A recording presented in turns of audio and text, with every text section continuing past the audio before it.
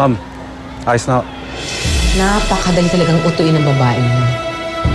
Kaya ang totoo yan. Kaya ako siya naniwala.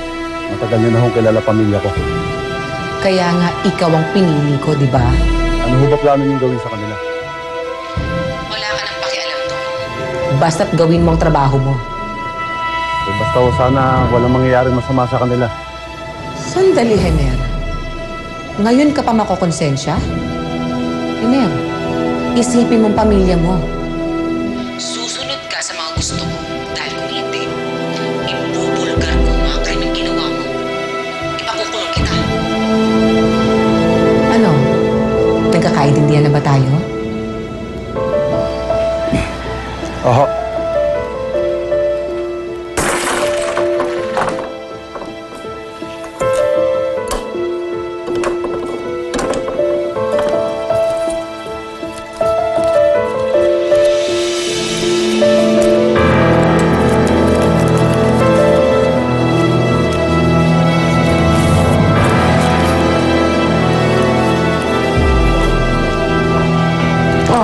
Eto, Veronica.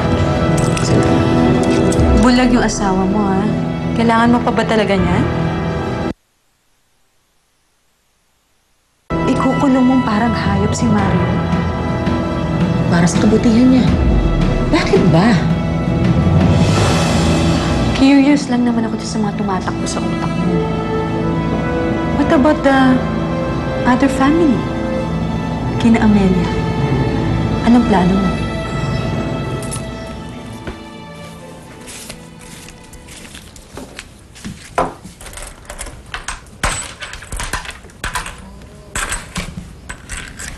Nay, ano pong ginagawa ninyo? Punta ako ng Maynila, anak. Kayo lang po mag-isa?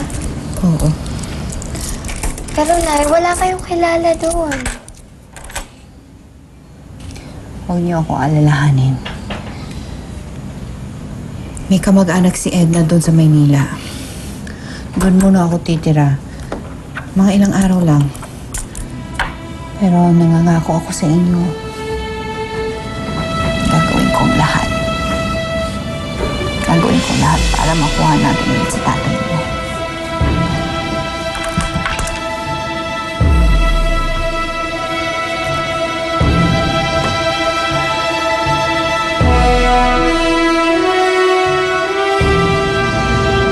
Sisiguraduhin ko na hindi na sila magkikita ni Mario.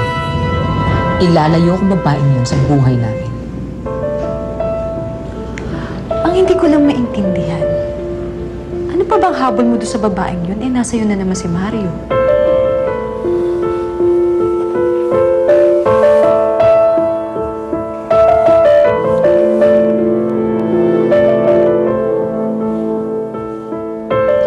Maghihiganti din lang naman ako. Isasagad ko na. Sila ang dahilan kung bakit nawala ang pamilya ko. Kung bakit nasira ang buhay ko. Kaya hindi ako papayag na maging masaya sila samantalang ako nagdurusa. Hindi pwede.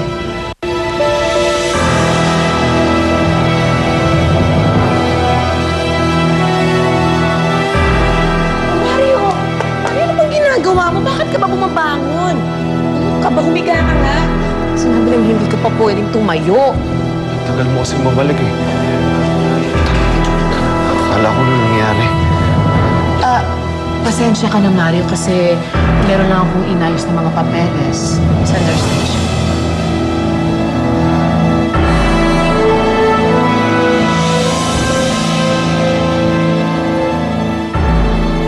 Nandito ako sa opisina ng OWA.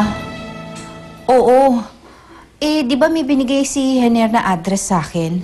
Sila yung tumawag doon. Eh, ilang araw na wala pa rin sagot. Hinihintay ko pa eh. Hindi ko naman malalapitan si Veronica eh. Kamamatay lang ng anak niya eh. Nagdadalamhati yun. Ayoko siyang guluhin. Mag-iisang linggo na ako rito, Veronica. Gusto ko na makita yung mga anak ko. Ano balita kay Hener? Di ba nasabi niya kay Amelia kung ano nangyari sa akin? Oo, nasabihan ko na siya. Pero, alam mo, ilang beses mo na akong tinanong tungkol dyan. Bakit wala pa sila? Kahit man lang tawag, wala. Angela, anak. Oo, kumusta ka na, anak? Hindi mo pinapabayaan ang kapatid mo, ha? Ay, wala pang balita sa tatay mo, eh. Pero ginagawa ko ang lahat, anak. Hinahanap ko siya. Huwag ka mawala ng pag-asa. O, sige. Hindi ko nga maintindihan eh. Ilang beses ko nang tinatawagan si Amelia pero hindi ko siya makontak. Nakarating ba talaga kay Amelia ang balita tungkol sa akin? Imposible hindi ako hanapin nun. Veronica, tulungan mo na lang ako makarating sa pamilya ko. Dahil mo ako sa kanila. Nakikiusap ako sa'yo. Mario, hindi pwede. Ipinagbabawal ng doktor na lumabas ka dahil sa kondisyon mo. O pero sige, pag pumayag ang doktor, ako mismo magdadala sa'yo kay Amelia. Miss San Diego? Wala daw pong Mario San Diego na galing Pilipinas sa factory na yun. Tumawag na rin ako sa embassy. Wala rin silang record na mister nyo na pumasok sa Sabah. Hindi po kaya sa illegal na paraan nakarating ang asawa nyo?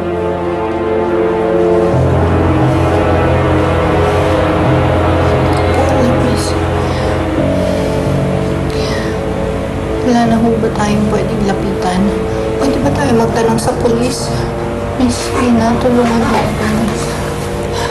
Kasi, tanong po ang anak ko. Kailangan ko ang mister ko.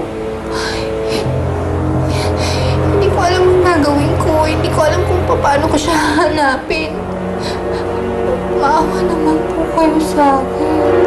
Sige na po, tulungan niyo ako hanapin ang asawa ko. Oh, ano ba kayo mga bata? Kayo nalingat lang ako sandali eh. Kasi po, Ninang, tumanggap po kami ng mga labada dun sa kapitbahay natin. Para din po makatulong kami kay nanay sa paghanap kay tatay. Panggastos na din po yun ni nanay. Tumigil na kayo dyan. Naku, ikaw, Almira, pag inatake ka ng sakit mo, naku, mag-aalala ang nanay at tatay nyo sa pinagagagawa nyo. Kahit po mahirap, tita, gagawin po namin. Bumalik lang po si tatay. Ang babait nyo talagang mga bata. Maswerte ang mga magulang nyo. Pero kung di na talaga kayo papipigil, tutulungan ko na kayo, ha? Sige. O, Angela, ha? Yung kamay mo, ingatan mo yan. Magdodoktor pa yung mga kamay na yan, ha? Dali, o ito, tuturuan ko kayo maglaba. Hindi kayo mga marurunong. Tatanggap-tanggap kayo ng labada. O pag naglaba kayo, ha? Lalo pag damit, kailangan, ayan, yung mga kinikili, ha? Kuskusan nyo ng ganyan. Salamat po, Ninang, ha? Mira? Mira, ano na, anak?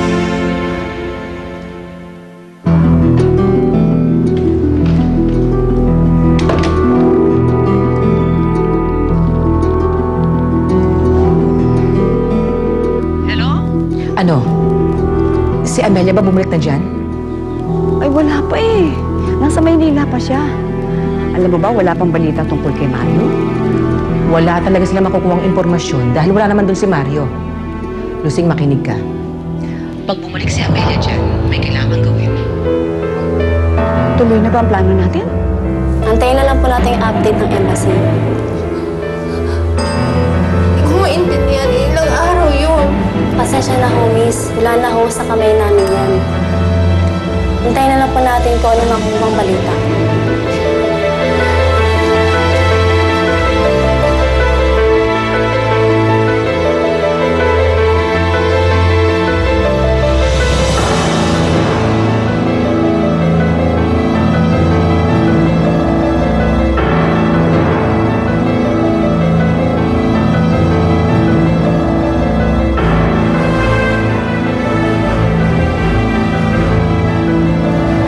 Oo, nakahanda ng lahat. Ay, naku, ganun ba yun? Naku, mabuti na lang. Kasi habang lumilipas ang araw, alam mo ba, ninenervous ako kasi baka makalata na sa atin si Amelia. Hindi mangyayari yun. Basta sundin mo lahat ang pinagagawa ko sa'yo. Gusto kong kumpinsihin mo si Amelia na pumunta sa Sabah para hanapin si Mario.